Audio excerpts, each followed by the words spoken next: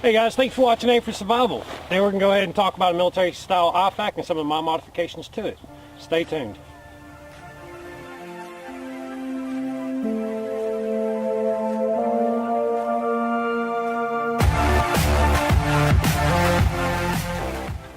Okay, fresh out of the hospital guys, with a puncture injury to my wrist and a laceration to the end of my finger. I'm all stitched up. Probably 3 hours ago I got out of the hospital and I wanted to shoot a couple of videos for the first aid series. I really neglected that portion of my channel, but no more guys. We got a lot of good stuff coming in and we got a lot of good information to go over before that.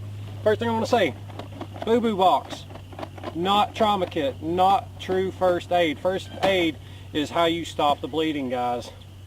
How you stop the bleeding is by adding absorbent materials and pressure to a wound. You got to stop that bleeding, helping the clotting process, keep it from getting further infections. However guys, what you need to do is get to a professional, and that middle ground is where a first responder or first aid kicks in.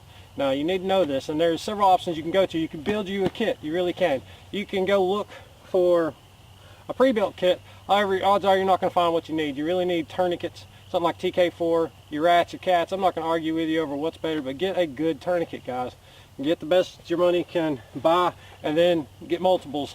TK4s are in my pocket because they're lightweight, multi-use items.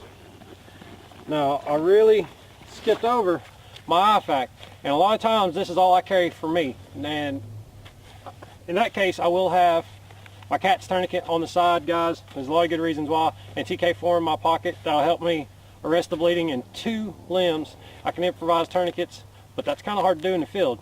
Let's go ahead and talk about the Ifak. Looking here, we have an Ifak, IFAK, Individual First Aid Kit. This is your military style. This is how it'd look if it was in my drop leg pouch. If I was just going solo and then there's a chance of injury, or that it might be hard for me to get rescue immediately. So first thing I want to talk about is my cat's tourniquet. Guys, this is a windlass tourniquet, Gen 7, got it from SOE. Give a huge shout out to John Willis, he makes great gear. Open this up, like I said. We do have a string that will tether to my dump pouch, no big deal. First things first, H&H gauze bandage. I do have several metal instruments in here, but we're going to go ahead and show you the long pair of tweezers. Pretty useful.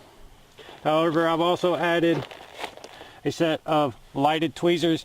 These have come in handy. I've pulled wooden splinters out of one fella's face. Next, I do have an NPA guys. This is a pre-lubed NPA, and it is used to bypass the airway through the nasal. Next, I do have a large roll of gauze that is shock corded into the kit for dispensing purposes. I do also have a trauma wound dressing. This is similar to your H bandages, so you a good look at that.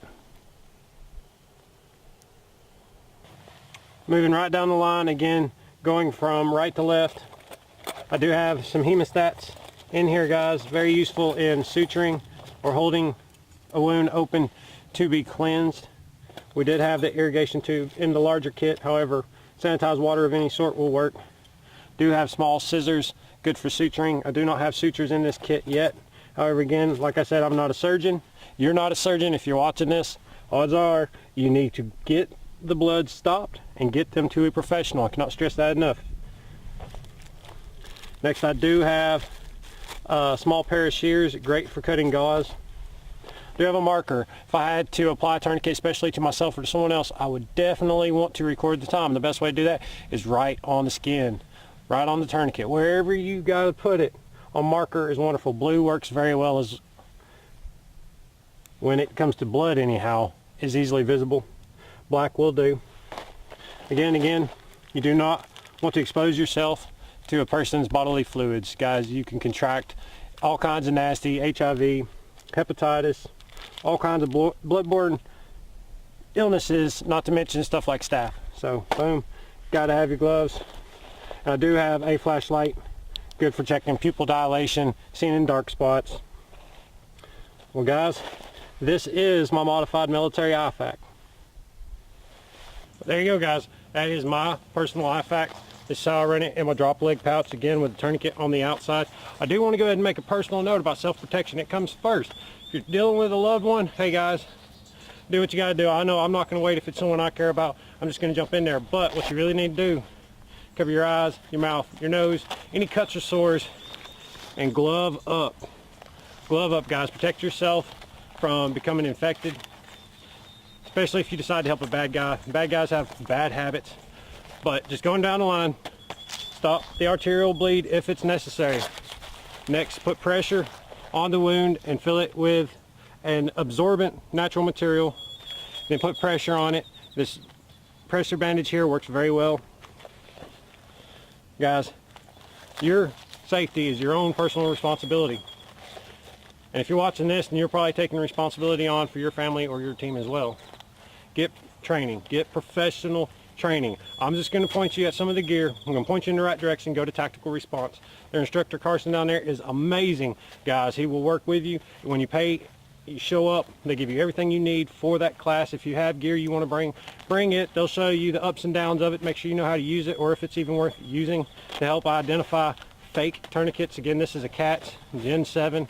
I bought it from SOE, John Willis' store down there. Again, check out Tactical Response from James Yeager, the Immediate Action Medical, or IAM course. Appreciate everybody watching Aim for Survival. If you haven't already, smash your like button, comment down below, subscribe to the channel, and as always, when you aim for survival, don't miss. High five! Ow.